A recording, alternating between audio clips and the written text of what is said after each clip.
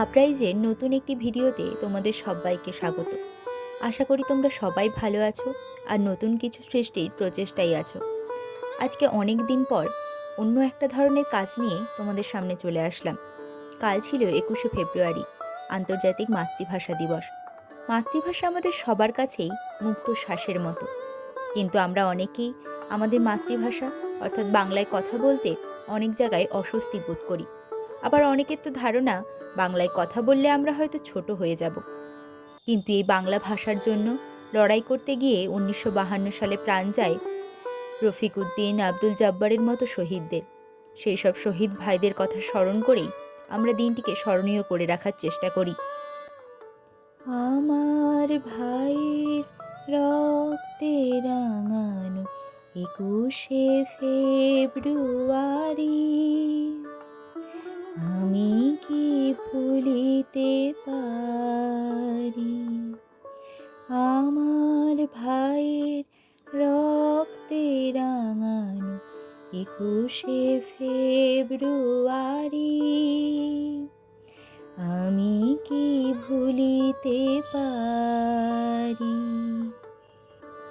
তারা মৃত্যুকে তুচ্ছ করে বাংলা ভাষাকে আমাদের উপহার দিয়েছে। তাই আমাদের সকলেরই উচিত শুধু এই একটা দিন বাংলা ভাষা বা মাতৃভাষাকে নিয়ে মাতামাতি না করে মনের ভেতর থেকে বাংলা ভাষাকে সম্মান করা।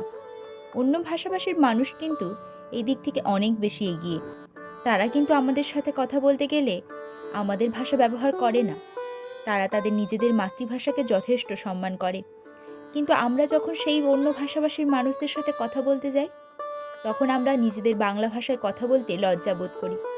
আমরা তাদের ভাষা তাদের মতো করে শিখে নিয়ে ব্যবহার করার চেষ্টা করি। কিন্তু আমাদের ভুললে চলবে না, শহীদ ভাইরা এই বাংলা ভাষাকে প্রতিষ্ঠা করার জন্য কত ত্যাগ স্বীকার করেছে, কত আত্মবলিদান দিয়েছে।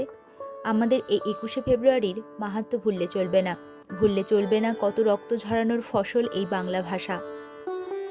মৃত্যুকে যারা তুচ্ছ করিল ভাষা বাঁচাবার তরে, আজিকে সরিয়ে তারে। ভুলব না 21শে ফেব্রুয়ারি, ভুলব না। আমরাও সেই শহীদ ভাইদের স্মরণে কালকের দিনটিকে উৎসর্গ করার জন্য ছোট্ট অনুষ্ঠানের আয়োজন করেছিলাম।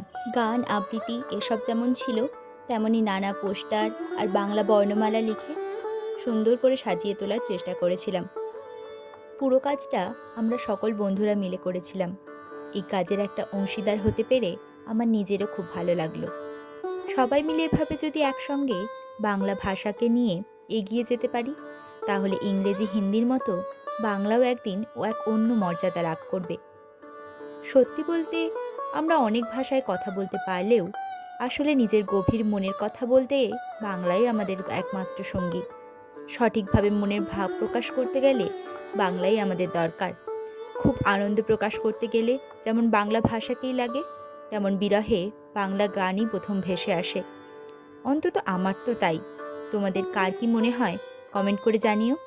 পুরো ডেকোরেশনটা কেমন লাগলো জানিও। ভালো লাগলে একটা লাইক করে দিও। ধন্যবাদ।